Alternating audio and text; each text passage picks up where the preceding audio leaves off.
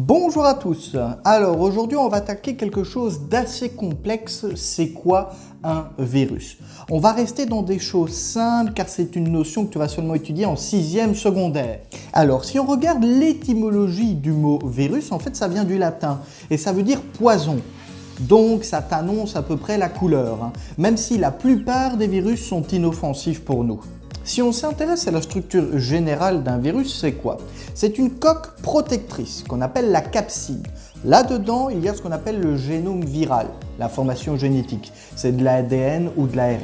Et dans certains virus, tu as une troisième couche externe qu'on appelle l'enveloppe ou le péplos.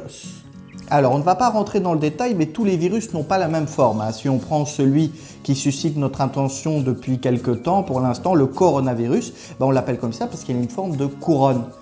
Corona en espagnol, ça veut dire couronne. En bref, un virus, c'est une toute petite particule infectieuse. On est sur du 20 à du 300 nanomètres. Alors pour te donner une petite idée, 300 nanomètres, ça fait 0,0003 mm. Donc c'est vraiment tout petit. Il nous faut vraiment des microscopes puissants pour pouvoir les voir. Ça ne va pas fonctionner avec ton microscope optique que tu as au laboratoire. C'est un parasite. Pour vivre, le virus il a besoin d'un hôte dans lequel il va venir se répliquer, se multiplier. Un virus ne peut pas vivre de manière indépendante en dehors d'un hôte, ou du moins il ne peut pas vivre très longtemps. Pour les élèves de 3e qui regardent cette vidéo, on a vu un gros dossier sur les cellules. Eh bien en fait le virus il va venir pénétrer dans la cellule. Dans cette cellule on a vu qu'il y avait des organites. Eh bien le virus va utiliser ces organites pour pouvoir se répliquer.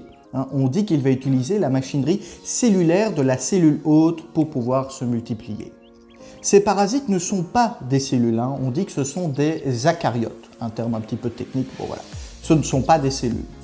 Pour la transmission, il y a plusieurs possibilités. Il peut passer d'un hôte à un autre par contact, transmission sexuelle, ou encore par les gouttelettes qui sont présentes dans l'air.